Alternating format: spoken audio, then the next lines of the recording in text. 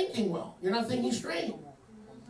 This is not our retirement, it's our paradise promised to us. Not by killing Jews and inheriting 70 virgins, just by planting trees. You don't have to kill anybody to inherit 70 virgins. I got enough problems with one virgin, let alone 70. Just ask Shlomo. He tried a few virgins and didn't work out too well. He wound up worshiping in the temple of Molech. Hello? Baruch Hashem Yahweh. So we don't have to kill, we have to plant. Baruch Hashem Yahweh. But there's another symbolism here. The fig tree could be symbolic, listen, of Jewish Israel and their unbelief. Remember, he cursed the fig tree. Could be on a remez, on a hint. And all the trees, or the nations, that could be the Ephraimites in the nation, they all budded at the same time after 1996 when the curse was removed upon Ephraim. Israel is awakened simultaneously while in the nations, the fig tree, Judah, all the trees, Ephraim, both wake up together in the same generation.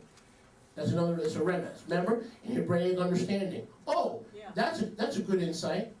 Oh yeah, that's a good insight too. You're right, I'm right, she's right, let's eat. In the church, if you don't believe exactly what you're told in catechism, you're going to hell with your mama. But in Hebraic understanding, wow, there's Pashat, Remez, Drash, and Sabur. There's 4 levels of Hebraic interpretation, and under those 4, there's another 35. There's actually 39 levels of understanding a single word. So this could mean those who fulfill the Mitzvah and the Torah of Orlah, but it could also mean that generation, what generation? That sees the fig tree, Jewish Israel, and all the trees, all the Ephraimite nations, non-Jewish Israel, both awakening and budding at the same time, and thus both entering into the Torah of what? Orlah, to prepare the land. You see how this goes together? The fig tree, or Jewish Israel on a remez, awakens, right? To Mashiach, to salvation, right? Ephraim awakens to what? Their Israelite heritage, right? And the relevancy of Torah in their lives, right? So the curse was lifted in 1996. So it's only since 1996 that these two houses, the fig tree and all the trees, are what? Blooding, pardon me, they're blossoming and budding together. Right? Isn't that what we've been doing with the two-house restoration? Blossoming and budding together in separate generations? No, in the same generation. I accepted Yeshua in 1984. You became an Ephraimite in 1997, 1998. It's the same generation. The fig tree and the nations. We're all blossoming and budding at the same time. And now, as a realization of that spiritual awakening, what do? The Hebraic mind doesn't separate the spirit and the physical. It now goes to plant the trees, since you know you're going home one day, right? You're going to plant the trees, and you're going to turn the desolate places into Yahweh's Beulah, and his Beulah, his bride land, flowing with milk and with honey. Amen. Baruch Hashem Yahweh. Hallelujah. And we close with this. I'll tell you what, I love this message. I hope you got as much out of it as I am. Amen. Baruch Hashem Yahweh. Baruch Hashem Yahweh. Amen. So you see how the Torah of Orlah goes hand in hand with the awakening of both houses? When you see the fig tree and all the trees blossom, you'll know that generation is the one that's supposed to start planting in the land of Israel to prepare Beulah and its Beulah, or the land of their betrothal. Gilena 22:1. You think it's a coincidence or a Yah incidence that he sent us a man who was a Jew who was already made Aliyah to the land of Israel? You think that's a coincidence? He didn't know I was going to have this message, and I didn't know he was going to be here today. He lives in Tel Aviv and he made Aliyah. Do you think Yahweh knew he was going to be here today? Of course he did. I didn't. But Yahweh knew. Baruch Hashem Yahweh. Baruch Hashem Yahweh. Now go to Gilena 22. Gilena 22, and let's look at verse 1. And we'll close with this. He showed me a pure river of Mayim, Chaim, clear as crystal, proceeding out of the Kisei of Yahweh and the Lamb. This is the New Yerushalayim, in the midst of the street. In order to have a street, you need to have a real city. Okay? That's the New Jerusalem coming down from Yahweh out of heaven as a bride prepared for her, for his bride. As a bride, for his bride. Get it? As Beulah, for the bride. In the midst of the street, on either side of the river, there was an Eitz Chaim that bore 12 kinds of fruits, obviously, for the 12 tribes, and yielded their fruits every month, 12 months, 12 tribes. And the leaves of the Eitzim were for the healing of the nations. What I want to point out to you, brothers and sisters, these two trees, planted by who? Who planted these trees? Nope. Who planted these two trees? Huh? Yahweh, right? Right? He planted it based on his own mitzvah of all what? Orlah, meaning plant not to eat, but for a different purpose. Why are we called to plant trees in Israel now, even if we're in the United States? We're preparing the healing of the land for our future and for our children. Amen. Isn't that why we're planting? We're planting for the future, for the healing of our children and our children's children. In the midst of the street, on either side of the river, verse 2, there was an Eitz Chaim, a tree of life, notice, 2 houses, 2 trees, that bore 12 kinds of fruits, and yielded their fruits every month, notice, and the leaves of the Eitzim were for the eating of the nations. Is that what it says? Healing. They were not for eating, they were for healing. So why are we planting trees in Israel? Not to eat, to heal our people.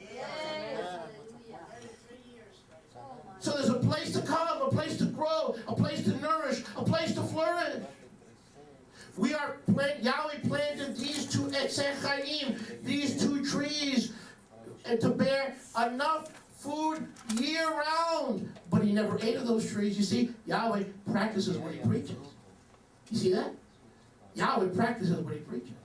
He tells you to plant because in the New Jerusalem, he planted 2 Etzei Chaim on both sides of the river, in the midst of the city, on both sides of the street. But it's not going to be for food. Those trees are planted right now. Boy, am I preaching today. Those trees were planted from eternity past. Because one day you will inherit that city. But notice Yahweh wasn't hungry. He didn't need to eat from those trees. It's for the healing of the nations. In the context of the latter days, we know the Ephraimites filled the nations, became the Melo HaGoyim, and so these trees that Yahweh planted and fulfilled the mitzvah of himself, he now expects this generation to do also. Father, we thank you. We thank you, Abba Yahweh, for your told word to us today. We thank you for the community of renewed covenant, Israel. Abba Yahweh, we give you kol hakavod, we give you all honor and praise. For this, your Shabbat. Father, we have come out of our own dwellings this Shabbat, and we dwell in your body, with your people, on your Shabbat. Oh, Abba Yahweh, we thank you so much for this message that has challenged us, that has given us a vision, insight, how planting trees are seed faith, to reverse all the curses on all the unbelief that sent us into the United States to begin with.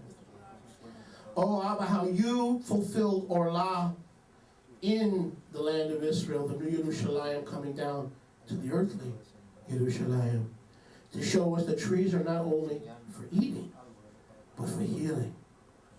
Father, we have been seeing today this mitzvah in today's Torah Parsha.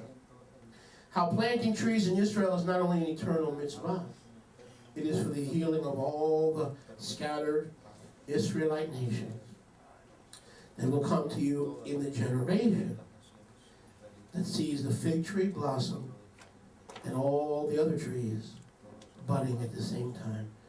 Both houses of Israel are quickened. Then we must plant so that the healing of the nations can take place. We thank you.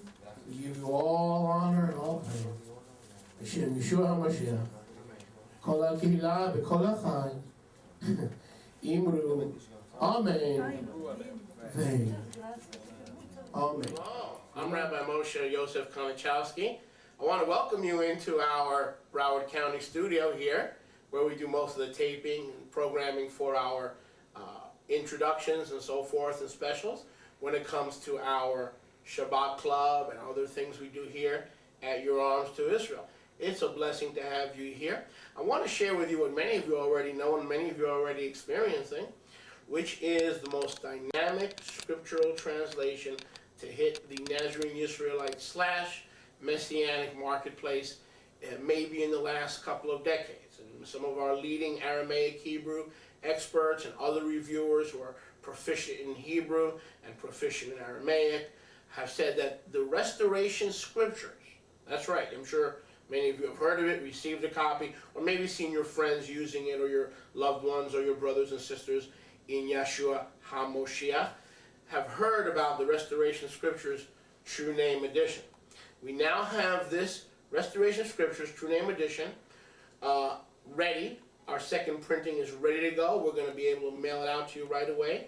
Usually most orders are shipped out immediately. The Restoration Scriptures True Name Edition contains 6,000 study notes, commentaries on the bottom about the Scriptures, true house explanations regarding the true name of Yahweh. We have recovered many verses from the Dead Sea Scrolls, from the Aramaic Peshitta. More and more, we're plugging the Aramaic Peshitta, which is in most cases a more accurate rendering of the text. Even preserving Yahweh's name in the Brit Chadashah, we've plugged that right into here. We've also taken portions of other documents, Matthew Shem Tov, Ditulei Matthew, and others that we feel were legitimate, to combine what we feel is one of the most dynamic translations in the world. This product is published by Your Arms to Israel Publishing, and it's being used by Yahweh in a mighty way. We have reports of pastors. We have reports of rabbis, congregations, churches that use no other translation other than the Restoration Scriptures True Name Edition. Every time the word of Yahweh through this Bible enters into a congregation, it literally turns it upside down and gives new insight. For instance, almost every translation in the world speaks of Yeshua dying for our sins. Baruch Hashem Yahweh, we're thankful that Yeshua did die for our sins. However, most translations, for instance, in Matityahu 26 and Matityahu 27, speaking of the suffering of Yeshua, when Yeshua was on the tree of sacrifice, quote him as saying, Eli, Eli, lama sabachthani, which is to say, my El, why have you forsaken me? However, we knew that Yeshua was never forsaken by the Father. He even said that the Father is with me. You all will forsake me this night, but the Father is with me. I am not alone. He will never forsake me. But in the Aramaic, the words lemana sabachthani do not mean my El, why have you forsaken me? They mean my El Yahuweh, why have you kept me and preserved me in this position this long? Meaning, I want to suffer, I want to die for the sins of the world, but this is taking an awfully long time. So, marvelous insights like that. Even in Matityahu chapter 5 and Matityahu chapter 19, where we go to the Aramaic and we show that Yeshua says you cannot legally marry an undivorced woman. Not a divorced woman, but we match it up with the Torah. And we don't make up these verses, we take them right out of ancient sources, such as the Aramaic Peshitta, the Dead Sea Scrolls. So the teachings that Yeshua has in the Restoration Scriptures True Name Edition match up with the Torah, and a lot of that tension between the Greek text and the Torah has been eliminated. Hardcover, leather bound, the second edition will be larger print. The footnotes have been expanded into larger font for easier reading. It's easy to carry, easy to use. It comes with a 20-page glossary lexicon in the back, so you could not only learn the word of Yahweh the way it was intended to complement Yahweh's full revelation, but you could also learn Hebrew while studying the restoration of scriptures. Everything you and your family and your loved ones have always wanted in the Bible, but were never able to find. And many of us, including myself, would have to go to different sources to kind of piece things together so we can come out with a product, or the knowledge, I should say, that Yahweh wanted us to have. We took here a little, we took there a little, and we went to different sources and resources to try to get the entire package. But now the entire package is available from Your Arms to Israel Publishing, the Restoration Scriptures, True Name Edition, modified 2nd edition. You can write to us on your address on the screen. You'll see it on our screen. Your Arms to Israel, 7378 West Atlantic Boulevard, 112, Suite 112, Margate, 33063. Or call today. We have a secure order line. All your credit card and debit card orders are secure. 305-868-8787. $60 per copy. You order 10, which is no big deal. You do want to get the word out. After all, this is Yahweh's word. The price goes down to $50, all the way up to 500 copies, where we can get the price down for you to $30. Call us. We'll discuss becoming a Lighthouse distributor, or you just may want a couple of copies at $60 each for your family and friends. Again, that's the Restoration Scriptures, True Name Edition. You can email us at info, and that's info at yourarmstoisrael.org. You'll see it right there on the screen. Again, that's info at yourarmstoisrael.org, and make sure to ask for the 2nd edition, updated and modified for you, the 2nd edition of the Restoration Scriptures, True Name Edition. Shalom, B'Shem Yahshua Mishichein.